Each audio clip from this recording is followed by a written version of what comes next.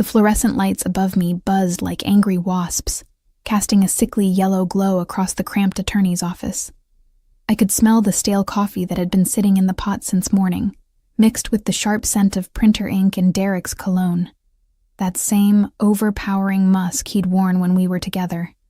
The one that used to make me feel safe, but now just made my stomach turn. "Sign the goddamn papers, Emma." His fist came down on the cheap wooden table, making the pen jump. I flinched, hating myself for it, hating that after 3 years of being free from him, he could still make me feel small. The divorce papers sat between us like a battlefield, and I was losing ground with every passing second. "Derek, I just need more time to read." "Time?" He laughed, and it was the cruel sound I remembered from our worst nights together. "You've had 6 months. What more do you need to understand? You get nothing. The house is mine. The car is mine. You walked out, remember? You don't get to take half of my hard work just because you spread your legs for a few years." The lawyer, Mr. Henderson, shifted uncomfortably in his seat, his fingers drumming against his leather briefcase. He wouldn't meet my eyes. Derek had paid him after all. I was here alone. Couldn't afford my own representation. Couldn't afford much of anything since I'd left with nothing but a backpack and my dignity, though even that felt threadbare now. Outside the window, rain streaked down the glass in rivulets, distorting the city lights beyond. It was nearly 8 in the evening, and this office building was mostly empty. Derek had insisted on the late meeting, said it was the only time that worked with his schedule. Now I understood why. No witnesses. No one to hear me if I needed help. "I'm not signing away my rights to the apartment," I said, my voice barely above a whisper. "I helped pay the mortgage for 2 years before you decided to play victim and run to that women's shelter." Derek leaned forward, and I could see the vein pulsing in his temple, the one that always appeared before things got bad. "You're pathetic, Emma. Always playing the victim. Sign the papers, or I swear to God I'll make your life even more miserable than it already is." My hands trembled as I picked up the pen. I hated how weak I felt, how the walls seemed to close in around me. The office was too small, too hot despite the November chill outside. I could feel sweat beating at the back of my neck, soaking into the collar of my only good blouse. The one I'd thrifted for $12, the one with the small stain on the sleeve that I always tried to hide. "There's nothing more you can take from me," I whispered. "Oh, sweetheart." Derek's smile was poisonous. "I can always take more. I know where you work. I know you're waiting tables at that dive bar on 5th Street. Be a real shame if your boss found out about your problems, your instability, how you spent time in a shelter because you couldn't handle real life." The pen felt like lead in my hand. Outside, through the rain-streaked window, I could see the parking lot below, mostly empty except for a few scattered cars and one black SUV with tinted windows that seemed too expensive for this neighborhood. Something about it made my skin prickle, though I couldn't say why. "Sign the papers."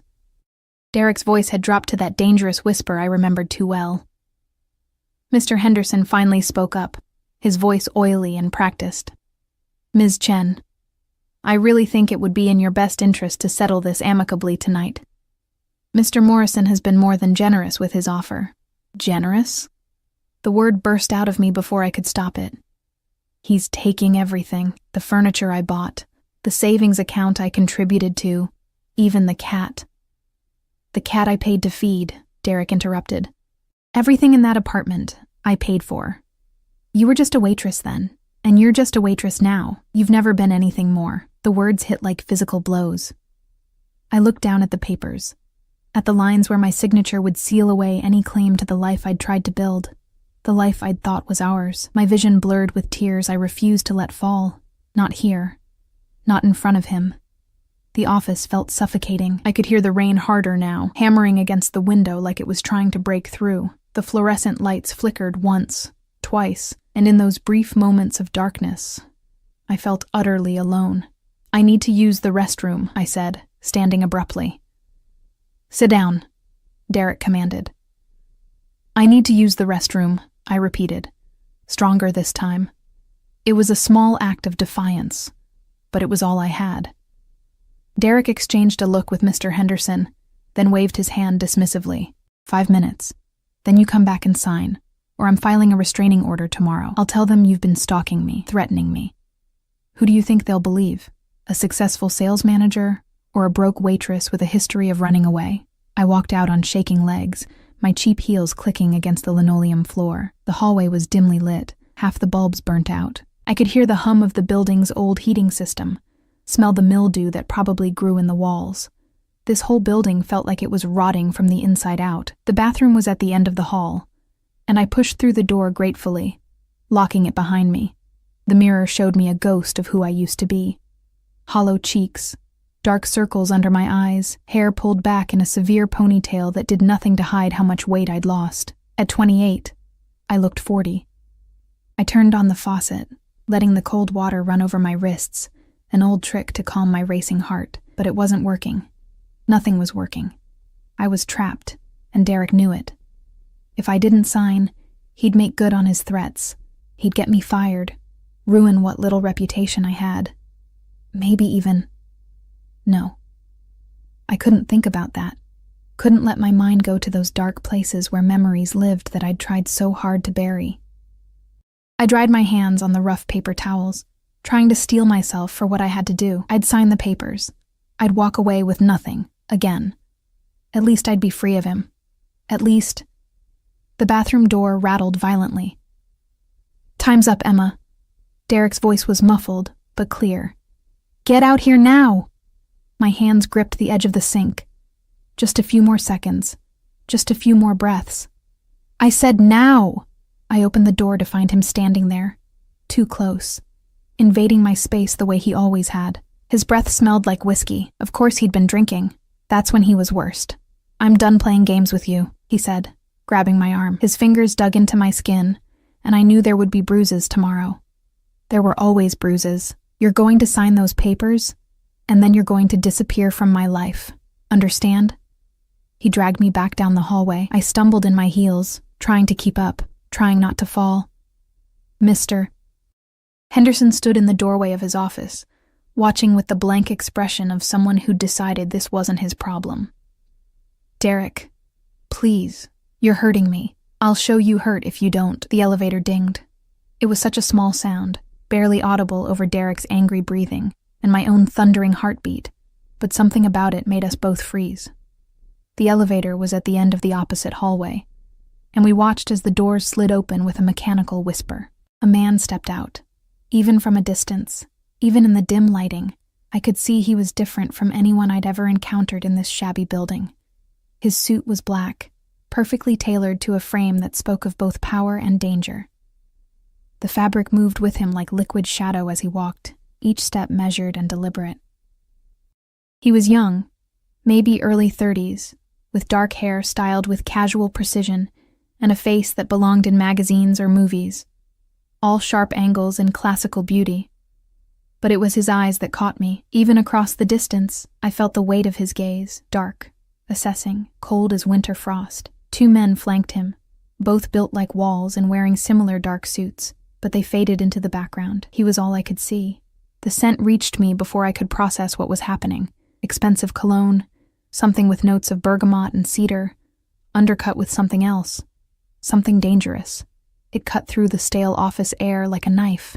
Derek's grip on my arm loosened slightly. I felt him tense beside me, some animal instinct recognizing a bigger predator.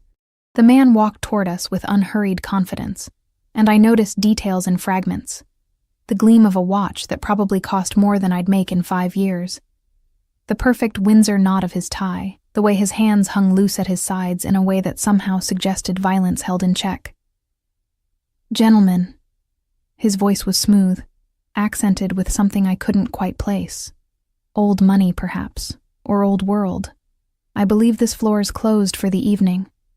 Mr. Henderson cleared his throat. "We have an appointment. We're just finishing up some business. Your business is concluded." It wasn't a suggestion. The 2 men behind him moved slightly, a subtle shift that made the temperature in the hallway seem to drop 10 degrees. I saw Mr. Henderson pale, saw him actually take a step back into his office. Derek, however, puffed up with false bravado. "Look, buddy, I don't know who you think you are, but this is a private matter. So why don't you and your boyfriends get back in your elevator and..." The stranger's eyes moved to Derek, and whatever he saw there made Derek's words die in his throat. The silence that followed was suffocating. Then those dark eyes shifted to me. I felt pinned beneath that gaze like a butterfly under glass. He studied my face with an intensity that made my skin flush. Took in Derek's hand, still gripping my arm.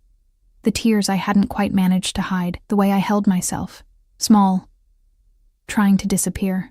Something flickered across his expression. Something that looked almost like recognition. Though I'd never seen this man before in my life, I would have remembered. You don't forget a face like that, a presence like that. Remove your hand from her. The words were quiet, conversational even, but they carried absolute authority. Derek laughed, but it sounded nervous. "This is my wife, ex-wife," I whispered, finding my voice from somewhere deep inside. Ex-wife. The corner of the stranger's mouth lifted in something that wasn't quite a smile. "Ex-wife," he repeated. And somehow when he said it, it sounded like a declaration of freedom. His eyes moved back to Derek. "I will not ask again." Derek let go of my arm as if I'd burned him. He stepped back, trying to maintain his dignity, but I could see the fear creeping into his expression. "This is harassment. I'll call the police." "Please do." The stranger's voice held dark amusement. "I'm certain they would be very interested in the bruises forming on Ms." He looked at me expectantly. "Chen," I breathed. "Emma Chen." "Ms. Chen's arm." He said my name like he was tasting it, rolling it around in his mouth to test the flavor, and perhaps interested in the contents of Mr. Henderson's safe, which I believe contained several falsified documents for other clients. Mr. Henderson made a strangled sound. "How do you—" "I make it my business to know things." The stranger took another step closer, and I caught that scent again. Expensive, intoxicating, undercut with gunpowder and something metallic that my hindbrain recognized as danger. "Now, Ms. Chen, did you want to sign those papers?" Everyone was looking at me, Derek with barely contained rage. Mr. Henderson with desperate hope that this would all go away, the two bodyguards with professional disinterest, and him, this beautiful, terrifying stranger, with something in his eyes I couldn't name. My voice cracked. "I don't know." "Then you don't sign." He said it like it was the simplest thing in the world. "Not tonight. Not until you're certain." "She doesn't have a choice," Derek started. "The settlement will wait." The stranger's voice cut through Derek's protests like a blade. "Or it won't. Frankly, I don't care about your settlement, Mr. Morrison, but I do care about women being coerced into signing legal documents while clearly under duress." He glanced at Mr. Henderson. "I believe that's grounds for the Bar Association to review your license, counselor." The threat hung in the air, crystal clear. Derek's face was turning red. "Who the hell do you think you are?" The stranger smiled then, and it was the most terrifying thing I'd ever seen. Beautiful and cold and absolutely merciless. "Someone you don't want to know." One of the bodyguards stepped forward, and I noticed the telltale bulge under his jacket. Derek noticed too. The color drained from his face. "We're leaving," Derek said quickly, grabbing his briefcase. "This isn't over, Emma. You'll be hearing from my lawyer, a real lawyer." "No," the stranger said softly. "She won't." Something in his tone made it clear this wasn't a debate. Derek hesitated, looked like he wanted to argue, but Mr. Henderson was already gathering papers with shaking hands, clearly desperate to escape. They left together, practically running to the stairs rather than waiting for the elevator. And then I was alone in the hallway with three strangers who felt infinitely more dangerous than my ex-husband ever had. The man in the black suit turned to me, and his expression softened slightly. Though softened was relative. He was still intimidating as hell, still radiated power and danger, but something in his eyes was almost gentle. "Are you all right, Ms. Chen?" The question, asked in that smooth voice with what seemed like genuine concern, broke something inside me. I started to shake, the adrenaline finally catching up with me. My knees felt weak. I don't know what just happened. You were about to make a mistake." He took a step closer, and I should have been afraid, but somehow I wasn't. "May I see your arm?" I held it out without thinking, and his fingers, surprisingly gentle, pushed up my sleeve to reveal the angry red marks that were already darkening to purple. His jaw tightened, a muscle ticking beneath that perfect skin. "How long?" he asked quietly. "How long what? How long has he been hurting you?" The question was so direct, so intimate coming from a complete stranger, that I couldn't lie. 3 years together, 3 years apart. Tonight was the first time since I left that he touched me again. Those dark eyes lifted to mine, and I felt caught in their depths, drowning in something I didn't understand. It will be the last time. It wasn't a promise. It was a statement of fact, delivered with such absolute certainty that I believed him. "I should go," I whispered, though I had no idea where I would go. Back to my studio apartment with its broken heater and thin walls. Back to my life of scraping by, always one emergency away from disaster. "I'll have my driver take you home. I can't. I don't even know who you are." He smiled again, and this time it reached his eyes, warming them slightly. "My name is Damien Castellano. And I've been looking for you, Emma Chen." The word sent ice down my spine. "What?" "Not you specifically," he clarified, though something in his expression suggested otherwise. "But I knew the moment I saw you in that window," he gestured to Mr. Henderson's office, "that you needed help. Call it instinct. And you just help random women in office buildings?" "No," he said simply. "I don't." The admission hung between us, heavy with implications I was too exhausted and confused to unpack. One of the bodyguards cleared his throat softly, and Damien glanced at him before returning his attention to me. "It's late. You're shaking. Let me at least ensure you get home safely." He paused. No obligations, no expectations, just a ride home. Every instinct I had screamed that this was dangerous, that men like him, whoever he was, didn't do anything without expecting something in return.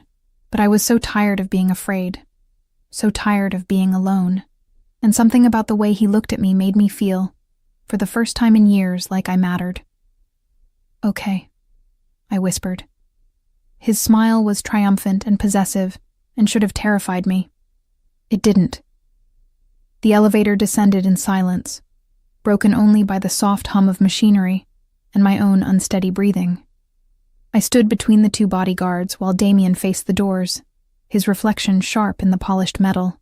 Even in that distorted mirror he was striking, all clean lines and controlled power. I shouldn't have gotten in this elevator, shouldn't have agreed to anything, but Derek's fingerprints still burned on my arm, and the alternative was walking back out into the rain alone, taking the bus to my empty apartment where the walls were so thin I could hear my neighbor's television until 2 a.m.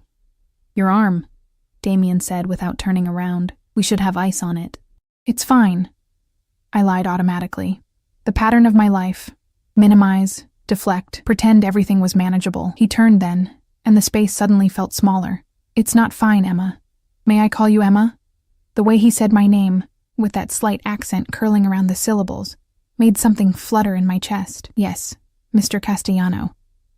"Damien." His eyes held mine. Just Damien. The elevator chimed, and the doors opened to an underground parking garage that was nothing like the crumbling structure I'd parked in. This was all polished concrete and perfect lighting, empty except for a handful of luxury vehicles that probably cost more than I'd earn in a lifetime. The black SUV I'd seen from the window sat waiting, and a driver stood beside it. Another man in a dark suit, another face that suggested violence was just a profession, not a personality trait. He opened the rear door as we approached. Damien gestured for me to enter. The interior smelled like leather, and that same expensive cologne. His scent, I realized. The seats were butter soft, and there was more leg room than in my entire studio apartment. A partition separated us from the driver, tinted so dark I couldn't see through it. One of the bodyguards slid into the front passenger seat while the other moved to a second vehicle I hadn't noticed. Damien settled beside me, close enough that I could feel the heat radiating from his body, far enough that we weren't touching. Somehow, the distance felt intentional, controlled. "Where do you live?" he asked as the driver pulled out smoothly. I gave him the address, my cheeks burning with shame. 5th Street. Everyone in the city knew 5th Street, where the desperate and the broken washed up, where the buildings hadn't been updated since the 70s, where you could rent a studio for cheap if you didn't mind the crime rate or the cockroaches. If Damien judged, his face didn't show it. He simply relayed the address to the driver through a speaker system, then turned his attention back to me. From a compartment in the door, he pulled out a first aid kit, because of course he had a first aid kit in his car. "May I?" He held up an ice pack. I nodded, unable to find words. He cracked the pack to activate it, the sound sharp in the quiet cabin, then gently wrapped it in a clean cloth before pressing it to my arm. His fingers were warm against my skin, his touch careful, almost reverent. "Tell me about him," Damien said quietly. "Your ex-husband. Why do you care? Humor me." I watched the city lights slide past the tinted windows, gathering my thoughts. We met when I was 23. I was working at a diner, going to community college part-time. He was charming, successful. He made me feel like I was worth something. I laughed bitterly. Stupid, right? Not stupid. Human. He changed after we got married. Or maybe he didn't change. Maybe I just finally saw who he really was. The criticism started small. My clothes weren't nice enough. I wasn't educated enough. I embarrassed him in front of his colleagues. The words spilled out easier than I expected, like a dam breaking. Then came the isolation. He didn't like my friends, didn't want me talking to my family. Said they were toxic, that I was better off without them. Damien's jaw tightened, but he said nothing, just held the ice pack steady against my bruised skin. The first time he hit me, he cried after, begged for forgiveness, swore it would never happen again. I closed my eyes against the memories. It happened again, and again, until I couldn't remember what it felt like to not be afraid in my own home. "How did you leave?" A woman at the diner, Rosa, the cook. She noticed the bruises I tried to hide. She got me in touch with a shelter. I left with nothing but a backpack while he was at work. Filed for divorce from a borrowed phone. I opened my eyes, looking down at the ice pack. That was 3 years ago. He's been fighting it ever since, dragging it out, making it expensive so I couldn't afford a lawyer. Tonight was supposed to be the end of it. "It will be," Damien said, and again there was that absolute certainty in his voice. "But on your terms, not his. You don't understand. I can't afford—" "You can now." I pulled away slightly, suddenly wary.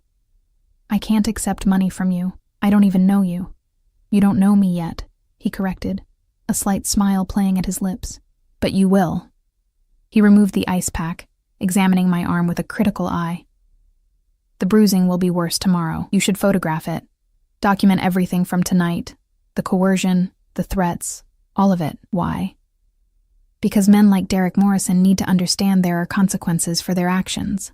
His eyes met mine, and I saw something dangerous lurking in their depths. And I am very good at delivering consequences. The way he said it sent a shiver down my spine.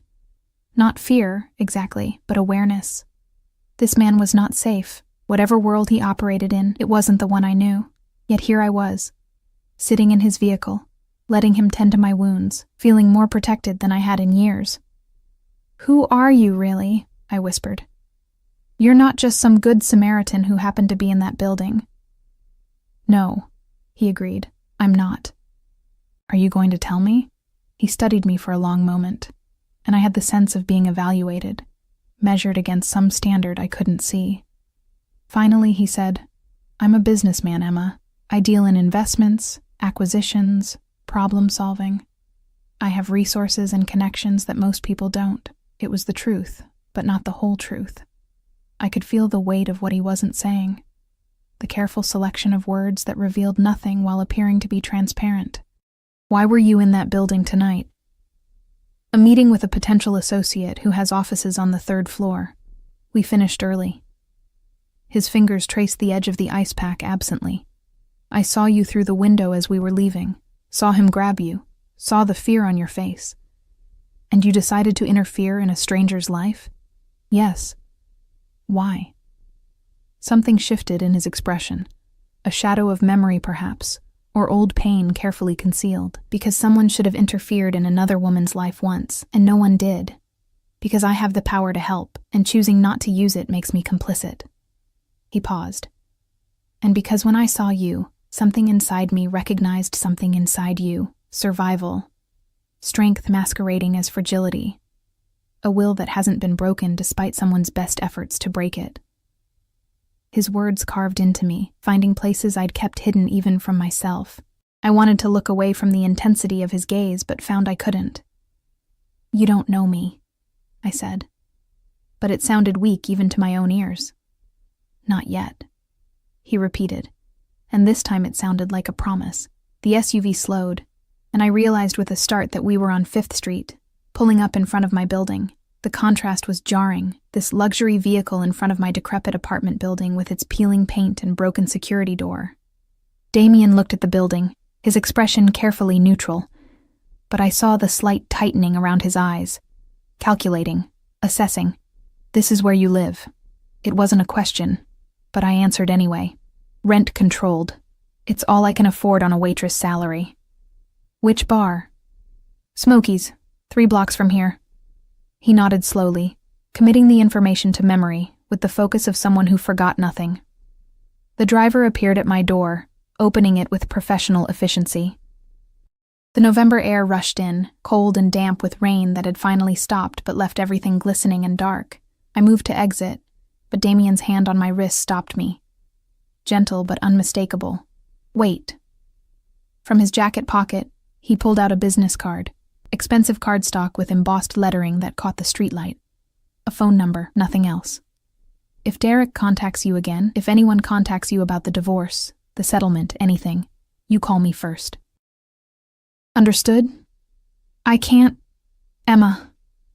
He said my name like a command and a caress simultaneously. Take the card. I took it, the paper heavy between my fingers. Why are you doing this? Because I want to.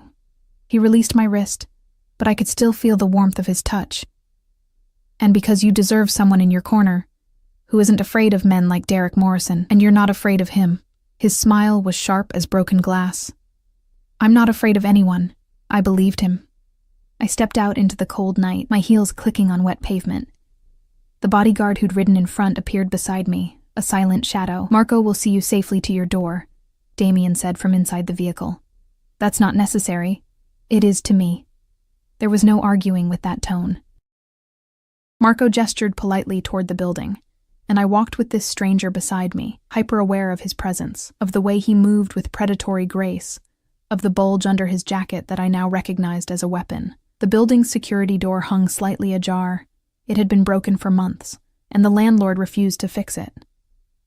Marco noted this with a slight frown, holding the door for me as we entered a lobby that smelled of mildew and fried food and human desperation. The elevator was broken, as always. We took the stairs to the 4th floor, Marco staying 1 step behind me, his eyes constantly scanning. When we reached my door, 4C, the numbers hanging slightly crooked, I fumbled for my keys with shaking hands. Thank you, I said, turning to face him. Marco nodded once, his expression unchanged, then waited while I unlocked my door and stepped inside. Only when I'd closed and locked it did I hear his footsteps retreating down the hallway. I leaned against the door, my heart pounding, Damien's card still clutched in my hand. My studio apartment felt even smaller than usual after the spacious SUV. 1 room that served as bedroom, living room, and dining room, a tiny kitchenette along one wall, a bathroom barely big enough to turn around in. The radiator clanked and hissed, producing more noise than heat. I could hear Mrs. Rodriguez next door yelling at her television, something about a game show. Through the thin walls, someone's baby cried. This was my life. This was what I'd escaped to, what I'd fought so hard to keep. My freedom measured in square feet and minimum wage, and the absence of Derek's fists. I looked down at the business card. The number seemed to glow in the dim light from my single lamp. My phone buzzed in my purse, making me jump. I pulled it out, a cracked iPhone I'd bought used 2 years ago, and saw 3 messages from an unknown number. You'll regret tonight. This isn't over. I'll make you sorry you embarrassed me. Derek. Of course. He'd probably been typing furiously the entire drive home, working himself into a rage, deciding that tonight's humiliation was somehow my fault. My hands shook as I screenshot the messages, remembering Damien's advice to document everything. Then, before I could second-guess myself, I dialed the number on his card. He answered on the first ring, as if he'd been waiting. Emma. Just my name, but the way he said it made me feel less alone in my shabby apartment. He's texting me. Threats. I read them aloud, my voice steadier than I felt, silence on the other end, but I could feel his anger through the phone, cold and controlled and absolutely lethal. Send me screenshots, Damien said finally, and block his number. He'll just use another phone. He won't contact you again after tonight. Trust me. There it was again. That absolute certainty. That sense that Damien Castellano made statements, not promises, because his word was simply fact waiting to happen. How can you be sure? Because I'm going to make certain he understands the consequences of bothering what's mine. The words hung in the air between us. What's mine? Possessive. Claiming. I should have been offended, should have objected, but instead I felt something warm unfurl in my chest, something dangerous that felt like hope. I'm not yours, I said. But it came out as a question. Not yet, he said for the third time. And now it sounded like inevitability. Get some rest, Emma. Tomorrow will be better than today, I promise you that. He hung up before I could respond. I stood in my tiny apartment, holding my phone, feeling the imprint of his words on my skin like a brand. Through the window, I could see the black SUV still idling at the curb, a dark sentinel in the night, watching, protecting, claiming. I should have been afraid. I wasn't. I pulled out my laptop, another secondhand purchase, and emailed the screenshots to the number Damien had called from. Then I blocked Derek's number, feeling a small surge of power in that simple action. The SUV's headlights flashed once, twice, before it pulled away from the curb and disappeared into the night, taking Damien Castellano with it, and leaving me with more questions than answers. I touched the bruises on my arm, then looked at his business card still in my hand. Heavy cardstock, embossed numbers, the weight of possibility. Tomorrow, I would go to work at Smokey's and pretend tonight never happened. I would serve drinks and smile at customers and collect tips that never quite covered rent. I would survive, because that's what I did. But something had shifted tonight. Some door had opened that I didn't know how to close. Wasn't sure I wanted to close. I placed Damien's card on my nightstand, next to the lamp, where I could see it. And for the first time in 3 years, I fell asleep feeling safe. The smell of stale beer and fried food greeted me as I pushed through the back door of Smokey's at 4:30 the next afternoon. The bar wouldn't open for another half hour. But I always arrived early, partly because I needed the job too much to risk being late, partly because the walk from my apartment gave me time to prepare the mask I wore for customers. Today, the mask felt heavier than usual. "You look like hell, Chica," Rosa called from the kitchen, her round face appearing in the service window. She was 50-something, built like someone who'd survived hard years and come out stronger, with hands that could turn out perfect enchiladas and comfort in equal measure. "Rough night," I said, tying my apron around my waist. The black fabric hid the cheap slacks I'd thrifted, the white button-down that had seen better days. My uniform of invisibility. "Derek?" Her voice sharpened with concern. "He wanted me to sign the papers. I didn't." I busied myself with checking the bar stock, counting bottles I'd counted 100 times before. Anything to avoid her knowing eyes. "Good. That pendejo doesn't deserve to take anything more from you." She paused. "But that's not what has you looking like you saw a ghost." I touched my arm unconsciously, where the bruises had indeed darkened overnight into an ugly purple-black canvas. I'd covered them with a cardigan despite the bar's perpetual warmth, couldn't bear to see them or explain them. "I met someone," I said finally. Rosa's eyebrows shot up. "A man?" "It's not like that. He just helped me. With Derek." The explanation felt inadequate. Couldn't capture the intensity of Damien's presence, or the way he'd looked at me like I was something precious and breakable and worth protecting. "Helped you how?" Before I could answer, my phone buzzed in my pocket. I pulled it out, expecting spam, or maybe my landlord demanding rent that wasn't due for another week. Instead, I found a message from an unknown number. "Good morning, Emma. I trust you slept well. A lawyer will contact you today regarding your divorce proceedings. Her name is Catherine Walsh. She's the best. Don't worry about payment. It's handled. D." My breath caught. A lawyer. The best. Payment handled. Emma? Rosa's voice seemed to come from far away. You okay? You just went pale. Another message appeared. Also, Derek Morrison will not be contacting you again. Ever. The certainty in those words, even typed on a screen, sent a shiver through me. What had Damien done? What kind of man could send a text message at 4:30 in the afternoon and make promises that sounded like prophecies? I have to make a call, I said, already moving toward the back alley where I could have privacy. The November air bit through my cardigan as I stepped outside, but I barely felt it. My fingers trembled as I pulled up Damien's number, already saved in my contacts, though I didn't remember doing it. Maybe I'd done it last night in that hazy space between sleep and consciousness. When his voice still echoed in my head, he answered immediately. Emma. That voice, smooth as whiskey, dark as sin. Did you receive my messages? You can't hire me a lawyer. I can't accept that. You can, and you will. No room for argument. Catherine is already reviewing your case. She'll call within the hour. Damien, I don't understand what's happening. Why are you doing this? Silence stretched between us, filled only by my harsh breathing and the distant sound of traffic. When he spoke again, his voice was softer, almost gentle. Because you needed help, and I have the means to provide it. Because Derek Morrison deserves to lose everything he tried to take from you. Because... He paused, and I heard something shift in his tone, something raw beneath the control. Because I want to. That's not a reason. It's the only reason that matters. A muffled conversation in the background, someone speaking rapid Italian. I have to go. Accept Catherine's call. Trust me, Emma. I don't know if I can. Then learn.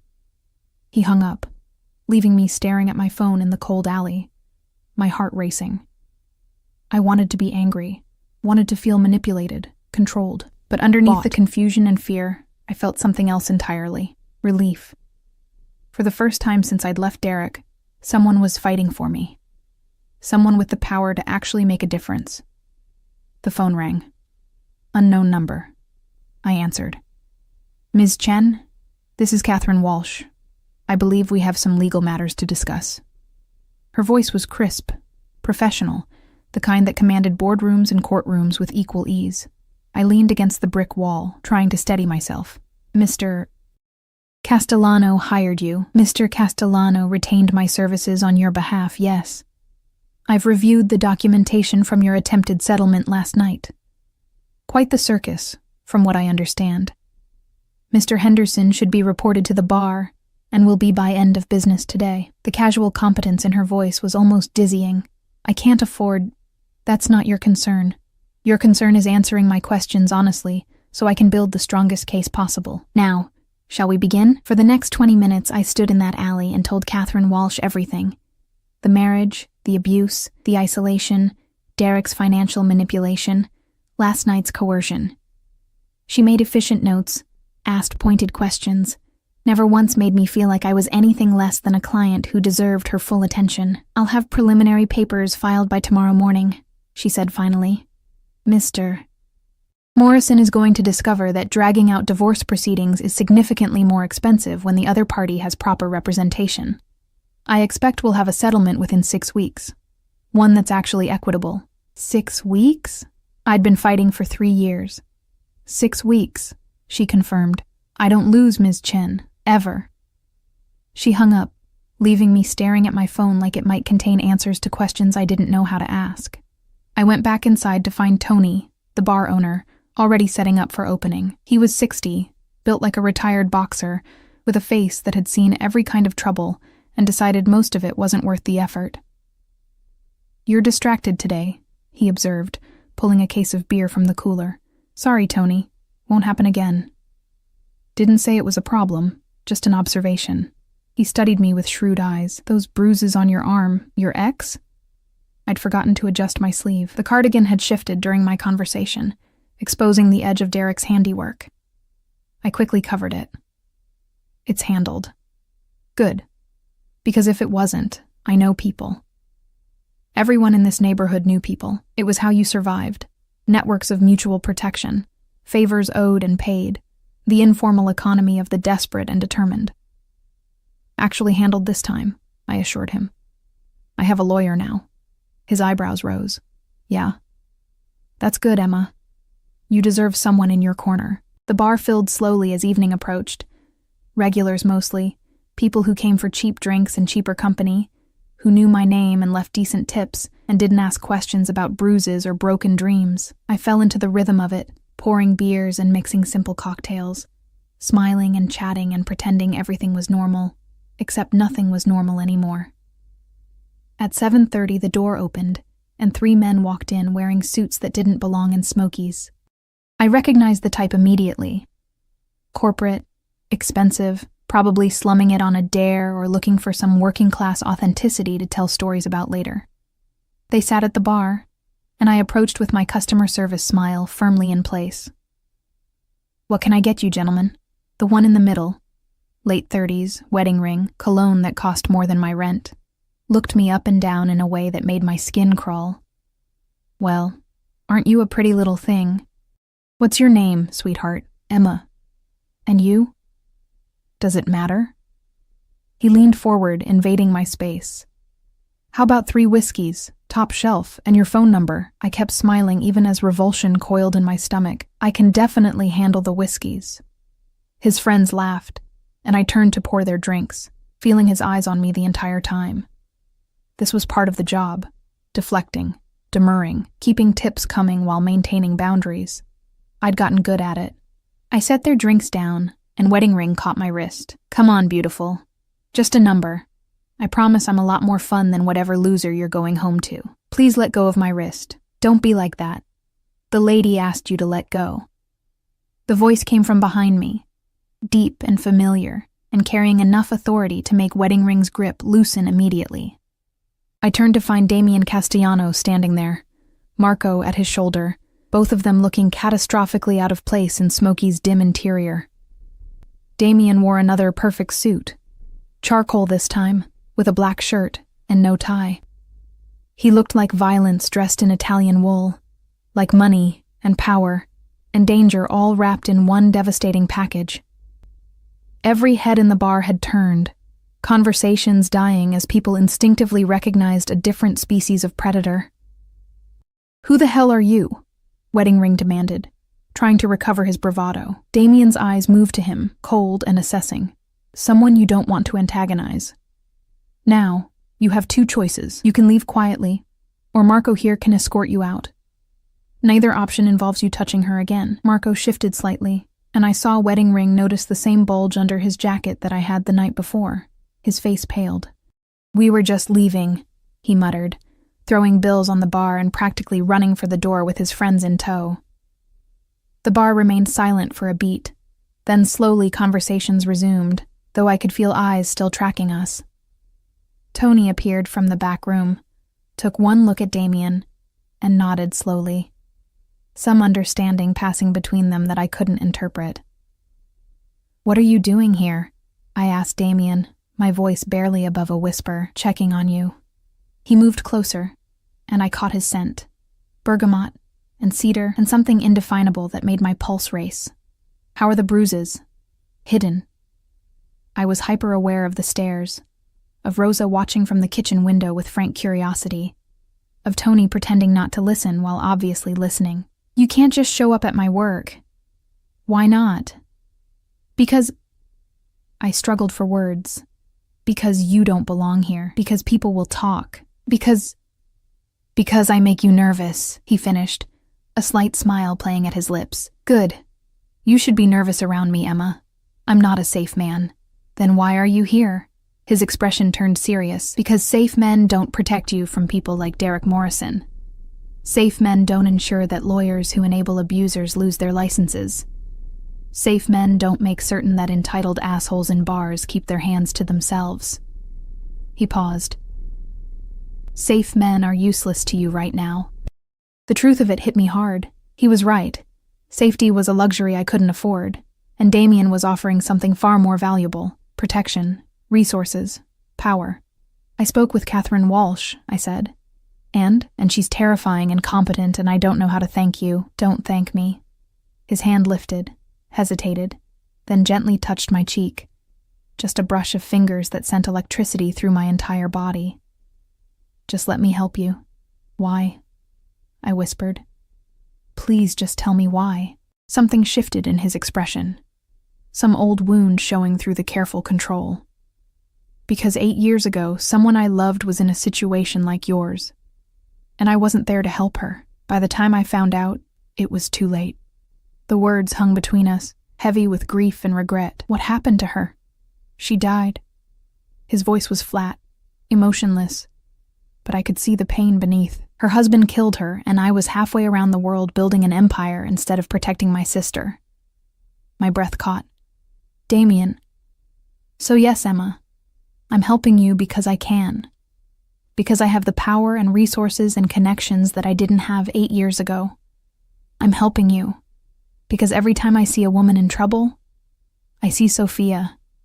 And maybe if I save enough people, eventually I'll stop seeing her face every time I close my eyes." The raw honesty of it broke something open inside me. I understood now. The intensity, the certainty, the possessive protection. This wasn't about me. Not really. It was about a ghost he couldn't save and a guilt he couldn't shed, but somehow that made it more real, more honest. "I'm sorry," I said softly. "Don't be." He withdrew his hand, the moment of vulnerability passing as quickly as it had appeared. "Just let me do this. Let me help." Tony approached, wiping down the bar near us. "Everything good here, Emma?" "Yes," I said, not taking my eyes off Damien. "Everything's fine." "Good. Because closing time's in 4 hours and you still have customers." It was a polite dismissal, and Damien recognized it. He nodded to Tony with something like respect, then turned back to me. "I'll have Marco stationed outside until your shift ends. He'll ensure you get home safely." "That's not necessary." "It is to me," he said, echoing last night's words. "Humor me, Emma. Please." The please did it. Such a simple word, but coming from a man who clearly wasn't accustomed to asking for anything, it felt like a gift. "Okay," I agreed. His smile was devastating. "Good. I'll call you tomorrow." He left with Marco, and the bar seemed darker after their departure, like they'd taken all the oxygen with them. I stood there, my cheek still tingling from his touch, my heart hammering against my ribs. Rosa appeared at my elbow. "Okay, now you're telling me everything." "I don't even know where to start." "Start with who that man is and why he looks at you like you're the only person in the world." I glanced toward the door where Damien had disappeared. "I have no idea. But that was a lie. I knew exactly why he looked at me that way. I was his second chance, his redemption, his way of saving the sister he'd lost. The question was, what did that make me? 3 weeks passed in a blur of shifting realities. Catherine Walsh was a force of nature. She filed motions, sent threatening letters, and somehow convinced Derek's lawyer that continued obstruction would result in consequences neither of them wanted. The divorce proceedings that had dragged on for 3 years suddenly moved with terrifying efficiency. Derek tried to fight back. Of course he did. But every attempt was met with immediate, overwhelming legal response. When he tried to claim I'd abandoned marital property, Catherine produced bank statements showing his gambling debts that he'd hidden during our marriage. When he claimed I was mentally unstable, she had 3 psychologists ready to testify about patterns of abuse and gaslighting. It was like watching a masterclass in controlled destruction, but it wasn't just Catherine.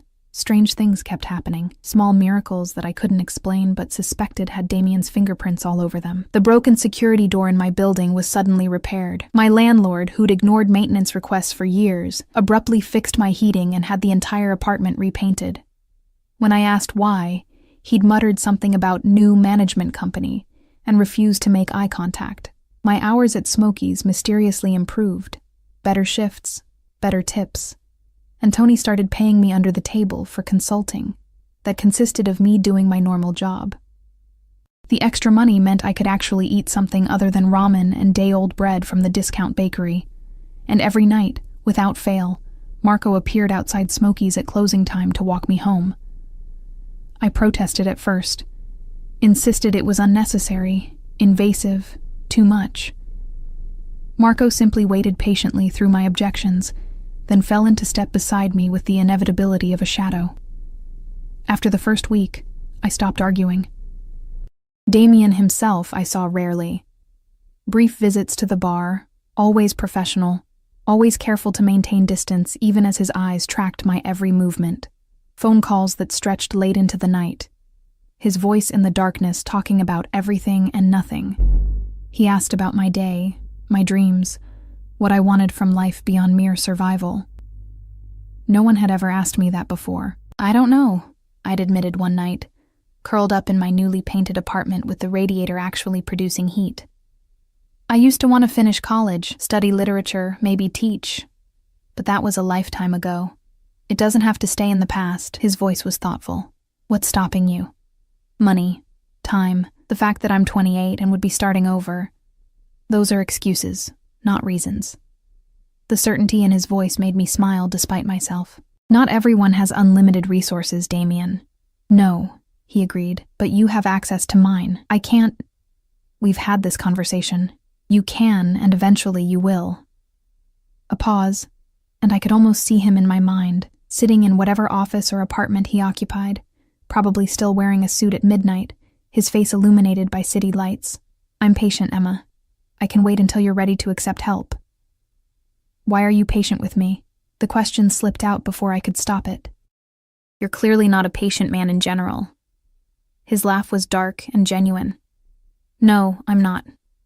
I've built my life on taking what I want when I want it. But with you, he trailed off, and I held my breath, waiting. With you, I find myself willing to wait, willing to let you come to me in your own time. It's unsettling. Good, I said softly. You unsettle me constantly. Fair's fair. Do I frighten you? I considered the question honestly. Yes. But not the way Derek frightened me. With him, I was afraid of what he would do to me. With you, I'm afraid of what you make me feel.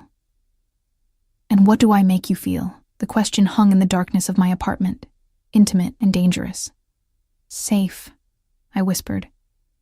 You make me feel safe, and that terrifies me, because I've learned that safety is usually an illusion, not with me. His voice dropped lower, became almost rough. I would burn the world down before I let anyone hurt you again, Emma. That's not an illusion. It's a promise. The intensity of his words should have sent me running. Instead, I felt warmth bloom in my chest. Dangerous and addictive. Your sister, I said carefully. Sophia. Tell me about her. Silence stretched so long I thought he'd hung up. Then. She was 3 years older than me, raised me after our parents died when I was 15. She gave up everything to make sure I could finish school, go to university. Met her husband during my second year. He seemed perfect. Successful, charming, attentive, like Derek. Exactly like Derek. Bitterness crept into his tone. I was too busy building my business to notice how she changed, how she became smaller, quieter, always apologizing for things that weren't her fault. By the time I understood what was happening, she'd isolated herself completely, wouldn't take my calls, wouldn't see me. I tried to intervene, but she defended him, said I was jealous of her happiness. That's what abusers do, I said quietly. They make you defend them, make you complicit in your own destruction. I know that now. Then, I just felt helpless. Angry, a long breath. I left for a business trip to Tokyo. 3 weeks. When I came back, she was dead. He claimed it was an accident, that she'd fallen down the stairs. The police believed him. He walked free.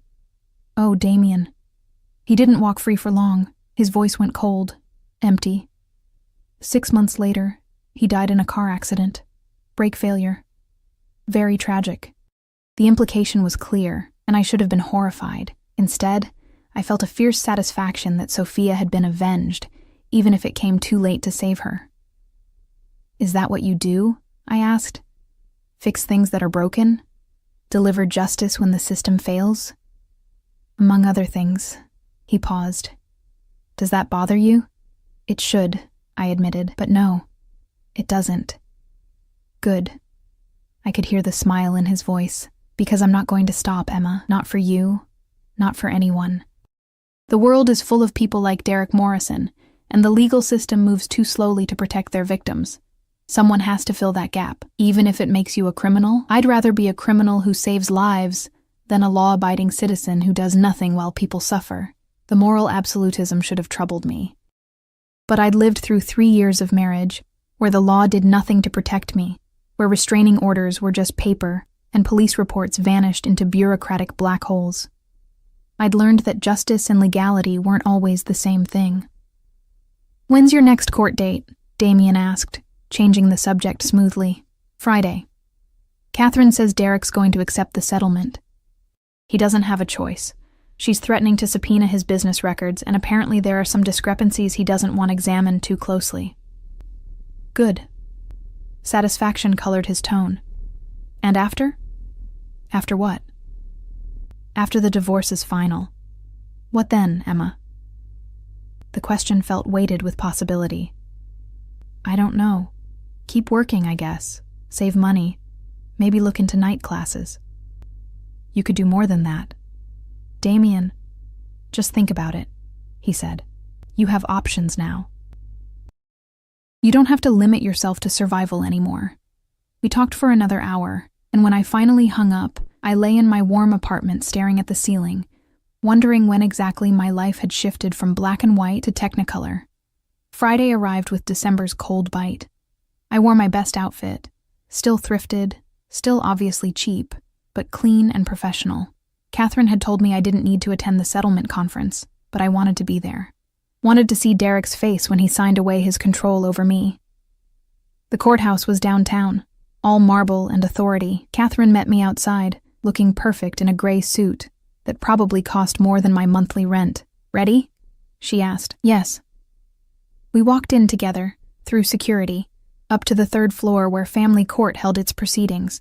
Derek was already there with his new lawyer, Henderson having been disbarred 2 weeks earlier for ethics violations that mysteriously came to light. The new lawyer, a harried-looking man named Stevens, kept glancing at Catherine like she might bite. Derek saw me and his face twisted with rage. "You bitch! You think you've won! This isn't over, Mr. Morrison." Catherine's voice could have cut glass.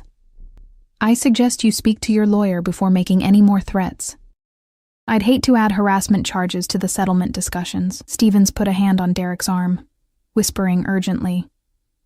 Derek shook him off but fell silent, his eyes burning holes through me. I refused to look away, refused to give him the satisfaction of my fear. The conference room was small and sterile. We sat on opposite sides of a table, while a mediator explained the terms Catherine had negotiated. Derek would keep the house, but would pay me for my equity contribution. The savings account would be split evenly. All marital debts, including Derek's gambling debts that he'd hidden, would be his responsibility. It was more than fair. It was victory. "Sign it," Stevens urged Derek quietly. Derek's hand shook as he picked up the pen. "You're going to regret this," he said to me. "You think your new boyfriend can protect you forever? I know people too. I know—" He stopped mid-sentence, his face going pale. I followed his gaze to the conference room door, where Marco had appeared, silent and imposing. He didn't say anything, didn't move, just stood there as a reminder of exactly who was protecting me and what kind of resources they had. Derek signed the papers, Catherine witnessed, the mediator notarized, and just like that, 3 years of legal warfare ended. I walked out of that courthouse a free woman, truly free, for the first time since I was 23 years old. Marco walked beside me to the street, where the familiar black SUV waited. The door opened, and Damien stepped out. He wore a black suit and gray tie, his hair slightly tousled by the December wind, and when he saw me, his expression transformed into something fierce and proud and possessive. "It's done?" he asked. I nodded, not trusting my voice. "Then we celebrate." He gestured to the SUV. "Please." I should have said no, should have maintained boundaries, kept distance, protected myself from whatever this was becoming. But I was exhausted and exhilarated and so tired of being alone. I got in the car. Damien settled beside me, and the door closed, cocooning us in leather and expensive cologne and possibility. The driver pulled into traffic smoothly. "Where are we going?" I asked. "Somewhere we can talk without interruption." His hand found mine, fingers intertwining. and the touch sent electricity up my arm. "I have a proposition for you, Emma, and I want you to really listen before you refuse." "What kind of proposition?" He turned to face me fully, his dark eyes intense. "Move in with me." The words hung in the air like a grenade with the pin pulled. "What?" "Your apartment is adequate, but barely. You work too hard for too little money at a job that doesn't appreciate you. You have dreams you're not pursuing because you're stuck in survival mode." He spoke with absolute certainty, like this was already decided. "I have a penthouse with multiple bedrooms, a housekeeper, security, everything you could need. Move in. Let me provide for you while you figure out what comes next." "I can't just—" "You're talking about being a kept woman. I'm talking about giving you space to breathe." His thumb traced circles on my palm, distracting and intimate. "No strings, Emma. Your own bedroom, your own space. You can quit Smokies or keep working if you prefer. You can enroll in classes, pursue your degree, anything you want. All I ask is that you let me help you build a life instead of just surviving one." "Why?" The question came out as a whisper. "Why do you care this much?" "Because I can't seem to stop caring." His free hand lifted to cup my cheek, and I leaned into the touch without thinking. "Because when I see you, I see strength and resilience and beauty that's been beaten down but never broken. Because you deserve more than a studio apartment with a broken heater and a job that doesn't value you. Because—" He paused, his expression turning vulnerable in a way I'd never seen. "Because I'm halfway to obsessed with you, Emma Chen, and I'm not fighting it anymore." My breath caught. "Damien, I know it's too much, too fast. I know I should be patient, give you time, let you come to this decision on your own. But I'm not a patient man, and I want you safe and cared for, and mine." The last word came out rough, possessive. "So I'm asking, begging, if I have to, move in with me. Let me take care of you. Please." The please undid me, just like it had at the bar. I looked into his eyes and saw hunger and need, and something deeper, darker, more intense. He wanted to possess me, protect me, own me in ways that should have sent me running. But I'd spent 3 years in a cage. Derek had locked me away and beaten me down, and tried to break me. Damien was offering a different kind of cage, a gilded one, lined with silk and safety, with doors I could open if I chose. The difference was choice, agency, power. "I need time to think," I said finally.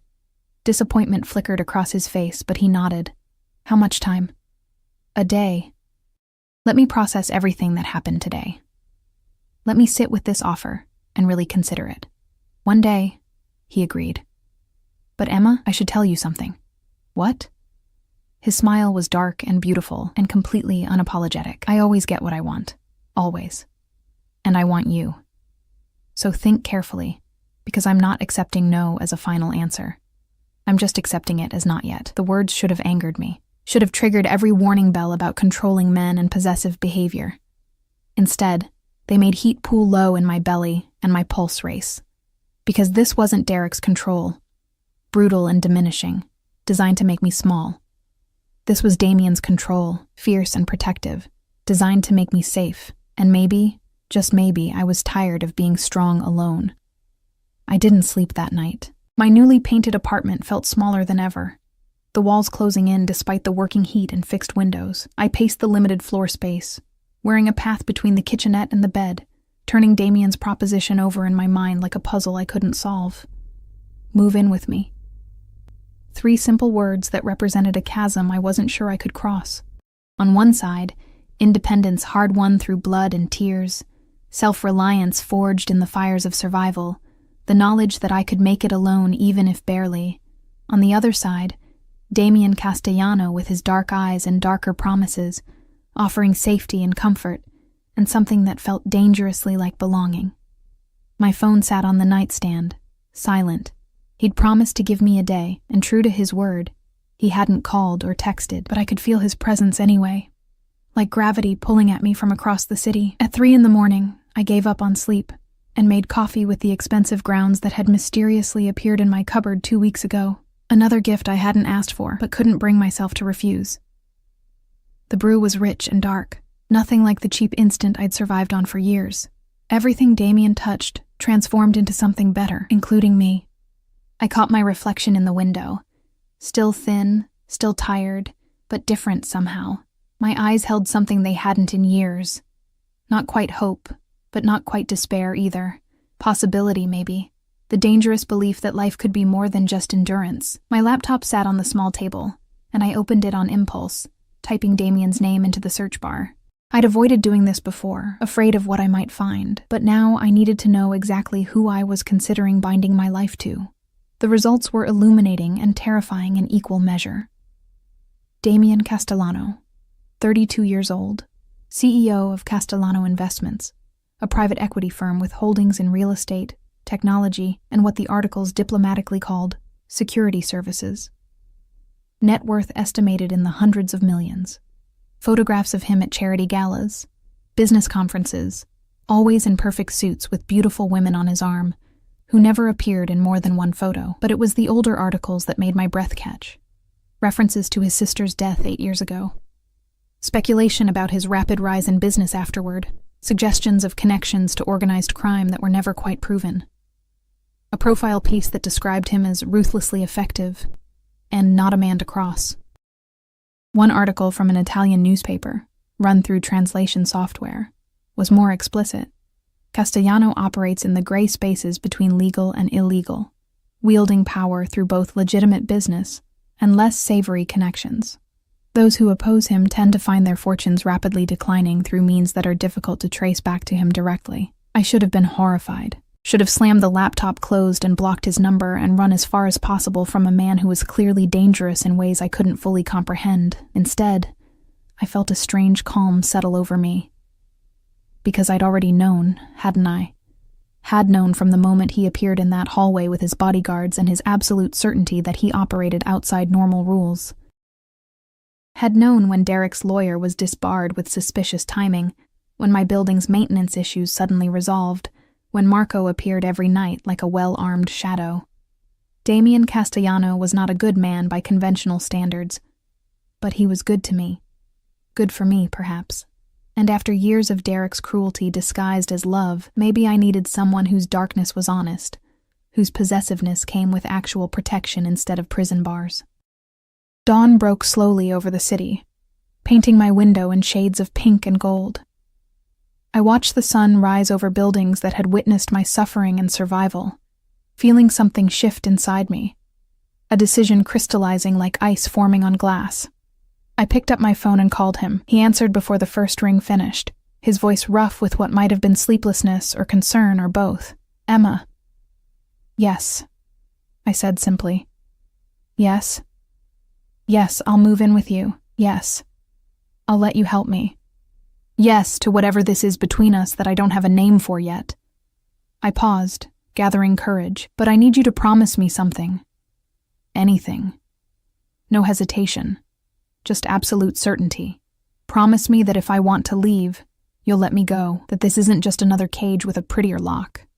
Silence stretched between us, and I could almost feel him considering the words, weighing them against his nature, against the possessiveness I'd seen in his eyes, the need to control and protect and own. "I promise," he said finally, "that I will never force you to stay. That any cage I build for you will have doors you hold the keys to." A pause, and his voice dropped lower, more intimate. "But I also promise that I will do everything in my power to make you never want to leave. To give you reasons to stay that have nothing to do with locks and everything to do with choice." The honesty of it stole my breath. Okay. I could hear the smile in his voice, the triumph. "I'm sending Marco to you now. Pack what you want to bring. Anything you don't want to carry will have moved later." "Damien, I just agreed. Can I have a few hours to—" "I've waited 24 hours, which is approximately 23 hours and 59 minutes longer than I wanted to wait. I'm not waiting anymore." The command in his voice sent shivers down my spine. "Pack, Emma. You're coming home." Home.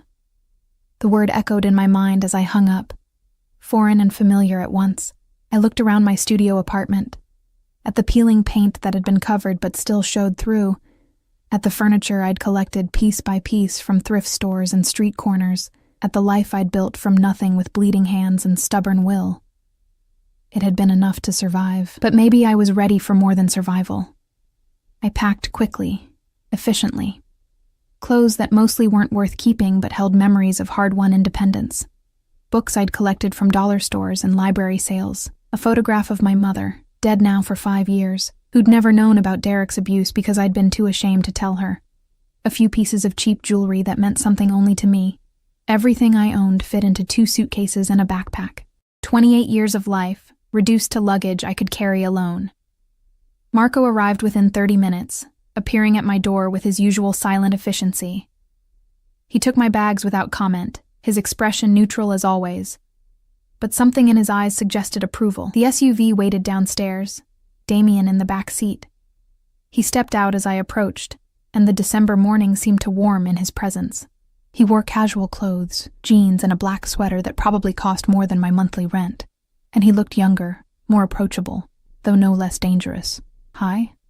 I said, suddenly shy. "Hi." His smile was genuine, reaching his eyes. "Ready?" "I think so." He took my hand, lacing our fingers together in a gesture that was becoming familiar, and guided me into the SUV. Marco loaded my bags into the trunk, and we pulled away from 5th Street for the last time. I watched my building disappear in the side mirror and felt no regret. Only anticipation mixed with fear. The good kind of fear that came with new beginnings rather than endings. Damien's penthouse was in the best part of the city, where buildings scraped the sky, and doormen wore uniforms, and the lobby had actual marble floors instead of stained linoleum. We rode a private elevator to the top floor, and I tried not to gape at the polished mirrors and soft lighting that made everything look like a luxury hotel. The elevator opened directly into his apartment. Of course it did. And I stepped into a space that belonged in magazines. Floor-to-ceiling windows overlooked the city, offering views that must cost a fortune in rent alone. The living room was all clean lines and expensive furniture, art on the walls that might have been original, a kitchen with appliances I didn't know the names for. Everything was in shades of black and gray and white, masculine and sophisticated and utterly unlike anywhere I'd ever lived. "Your room is this way," Damien said, guiding me down a hallway. He opened a door to reveal a bedroom that was larger than my entire studio apartment. A king-sized bed dominated the space, dressed in soft gray linens. Windows offered more impossible views. A door led to a private bathroom with a tub big enough to swim in, and a shower with multiple heads. "This is too much," I whispered. "This is the smallest bedroom," he said, amusement coloring his tone. "My room is at the other end of the hall. You'll have complete privacy, Emma. This is your space. And the strings you mentioned not having." He turned to face me fully, his expression serious. "I won't lie and say I don't want you in my bed. That I don't think about it constantly. Imagine what you'd look like in my sheets, what sounds you'd make when I touch you." Heat flooded my cheeks, and his eyes darkened with satisfaction. "But that happens when you decide, if you decide. Not before.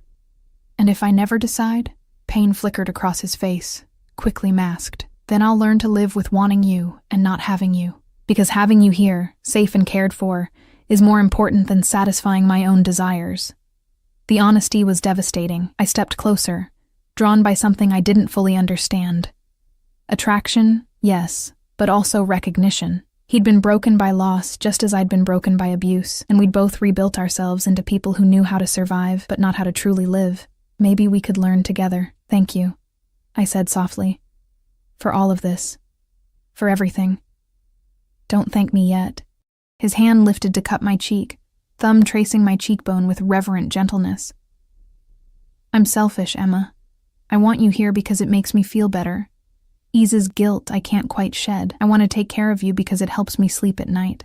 This isn't purely altruistic." "I know." I leaned into his touch. "I'm selfish too. I'm here because I'm tired of struggling alone. Because your protection feels better than my independence. Because when I'm near you, I feel things I thought Derek had killed in me." "What things?" "Desire." The word felt dangerous on my tongue. "Want. The belief that maybe I deserve good things." His thumb moved to my lower lip, tracing it slowly. "You deserve everything good in the world." and I'm going to spend however long you let me proving that to you. The kiss, when it came, was inevitable. His lips were soft against mine, questioning rather than demanding, giving me space to pull away if I wanted. I didn't want to. I pressed closer instead, my hands fisting in his expensive sweater, and felt him groan low in his throat. The kiss deepened, his tongue tracing the seam of my lips until I opened for him. He tasted like coffee and dark promises, his hand sliding into my hair while the other settled at the small of my back, holding me against him. I'd kissed Derek thousands of times, but it had never felt like this, like coming home and falling off a cliff simultaneously, like safety and danger perfectly balanced. When we finally broke apart, both breathing hard, Damien rested his forehead against mine. "I should let you unpack," he said, though his hands remained on me, unwilling to let go. "You should. I should give you space to settle in, probably. I should be patient and gentlemanly, and let you come to me in your own time. That would be very considerate." He pulled back just enough to look into my eyes, and what I saw there made my pulse race. "I don't want to be patient or gentlemanly, Emma. I want to carry you to my bed and show you exactly how thoroughly you've destroyed my self-control." Heat pooled low in my belly. "Then why don't you? Because you deserve better than a man who can't wait. Because you've been rushed and controlled and coerced, and I refuse to be another man who takes what he wants without caring what you need." The restraint cost him. I could see it in the tension of his jaw, the tightness around his eyes. And that restraint, that obvious struggle against his own desires for my benefit, undid something inside me. "What if what I need," I said slowly, "is to feel wanted, to be with someone who chooses me not because he can control me, but because he can't help himself?" His eyes darkened to nearly black. "Emma, I'm choosing this, choosing you, not because I'm afraid or coerced or have no other options." I stepped back, pulling him with me toward the bed, but because for the first time in my life, I want something just for me, and what I want is you. The last thread of his control snapped. He kissed me again, harder this time, walking me backward until my legs hit the bed. We fell together onto soft sheets, and his weight above me felt nothing like Derek's had. Not crushing or threatening, but protective. Safe even in intensity. "Tell me to stop," he breathed against my neck. And I stop. Always. "Understand?" "I understand." I arched into his touch as his hand skimmed my sides. "Don't stop." What followed was revelation. Damien touched me like I was precious. Like every gasp and moan I made was a gift he'd been waiting his whole life to receive. He learned my body with patient intensity, finding places that made me shudder, discovering what made me beg. And when we finally came together, when he filled me completely and stilled to let me adjust, he looked into my eyes with such fierce possession that I felt claimed in the best possible way. "Mine," he whispered against my lips. "Yours." I agreed, and meant it. We moved together in a rhythm that felt ancient and new, building toward something that felt like more than just physical release. When I shattered in his arms, crying out his name, he followed moments later with my name on his lips like a prayer. After, we lay tangled in sheets that smelled like him, like us now, and I traced patterns on his chest while he played with my hair. "I'm still scared," I admitted quietly. "Of me? Of this? Of feeling this much, this fast? Of becoming dependent on you?" His arms tightened around me. "Then, we'll build your independence alongside this. You'll go back to school, pursue your dreams. I'll support you, but you'll achieve things on your own merit. This isn't about making you dependent, Emma. It's about giving you the foundation to become everything you're capable of being. And if I fail, you won't. But if you stumble, I'll be here to catch you." He tilted my chin up to look at him. "I'm not Derek. I don't want you small and broken and easy to control. I want you strong and fierce and magnificent. I want to watch you bloom into the woman you were meant to be before he tried to destroy you." Tears stung my eyes. "How do you always know exactly what to say?" "Because I see you, Emma Chen, all of you. The scared parts and the strong parts and everything in between, and I'm completely, irrevocably obsessed with every single piece." I kissed him again, softer this time, sealing something between us that felt like a promise. The weeks that followed were a study in transformation. I enrolled in spring semester classes at the university, literature and creative writing, subjects that had once been dreams and now felt possible. Damien hired a tutor to help me prepare, paid my tuition without blinking, and kept my textbooks stocked on shelves he'd had custom built in my room. I kept working at Smokey's, not because I needed to, but because I wanted to maintain some piece of my old life, some reminder of where I'd come from. Tony understood, and Rosa beamed with pride every time I talked about my classes. Derek disappeared from my life completely. I heard through Catherine that he'd moved to another city, his business mysteriously failing in the months after our divorce finalized. I should have felt guilty about his downfall. I didn't. Damien and I fell into a rhythm that felt both domestic and electric. Mornings where he made coffee while I studied. Evenings where I sat in his office doing homework while he conducted business in Italian and Russian, and languages I didn't recognize. Nights where we came together with an intensity that never seemed to diminish, each time discovering new ways to unmake each other. He introduced me to his world gradually. Dinners at restaurants where meals cost more than my old monthly rent, charity galas where I wore dresses that felt like armor and learned to navigate conversations with people who had more money than sense. Marco became a constant presence, somewhere between bodyguard and friend, his silent protection a comfort I'd learned to appreciate. I met Damien's business associates, men and women who operated in those gray spaces between legal and illegal, who spoke in coded language and treated him with the kind of respect born from fear and admiration equally. They accepted me without question, because I was Damien's, and that made me untouchable. 6 months after I moved in, I got my first A on a college paper. Damien took me to dinner to celebrate, and over wine that cost more than my old weekly paycheck, he pulled out a small box. "It's not what you think," he said, seeing my eyes widen. "Open it." Inside was a key, simple, silver, unremarkable except for what it represented. Key to what? I asked. Everything. The penthouse, my office, my safe houses across the city. Full access, Emma. No locked doors between us. No spaces you can't enter. His dark eyes held mine. "I told you I'd build you a cage with keys you hold. This is me making good on that promise." I took the key with trembling fingers, understanding the magnitude of what he was offering. Trust. Absolute and complete. "I love you," I said, the words spilling out before I could second-guess them. "I know it's complicated, and probably unhealthy, and definitely too intense.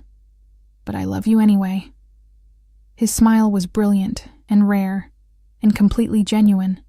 "I fell in love with you the moment I saw you in that hallway, terrified but refusing to break. I've loved you every day since, Emma. Obsessively, possessively, completely." Is that healthy? Probably not. He reached across the table to take my hand. But I don't care about healthy. I care about you, about us, about building something that matters even if it doesn't fit conventional definitions. What are we building? A life, a future, a family maybe someday if you want that. His thumb traced circles on my palm. "I'm building you a world where you never have to be afraid again, where you can be strong and soft simultaneously, where you're protected and free in equal measure. That's a lot of pressure. You can handle it. You're the strongest person I've ever met." I laughed through tears I hadn't realized were falling. "I'm a mess, Damien. I have nightmares about Derek. I still flinch sometimes when doors slam. I'm in therapy 3 times a week trying to unpack years of trauma. And you're still here, still fighting, still growing stronger every day." He brought my hand to his lips, kissing my knuckles. "That's not being a mess, Emma. That's being a survivor, and I'm honored to witness it." We went home that night and made love slowly, tenderly, his hands reverent on my skin, and afterward, wrapped in his arms with the city lights painting patterns on the ceiling, I felt something I'd never expected to feel again. Complete. Not because he completed me. I was learning to complete myself, to find worth independent of anyone's validation. But because he complimented me, filled spaces I didn't know were empty, made me want to be better while accepting who I was now. A year after that night in the attorney's office, I stood in the university auditorium receiving my associate degree, the first of many steps toward the bachelor's I was determined to earn. Damien sat in the front row, Marco beside him, both of them looking absurdly out of place among the proud parents and supportive friends. When they called my name, Damien stood and applauded, his pride visible even from a distance. And when I walked across that stage, I thought about the woman I'd been. Broken, terrified, convinced she deserved nothing more than survival. That woman had been strong in ways she didn't recognize, had endured horrors and kept going. Had found the courage to leave when leaving felt impossible, but she'd also been alone.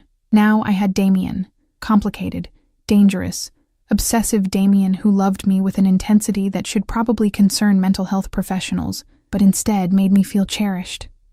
I had resources and opportunities and the freedom to pursue dreams I'd buried. I had a future that looked nothing like my past.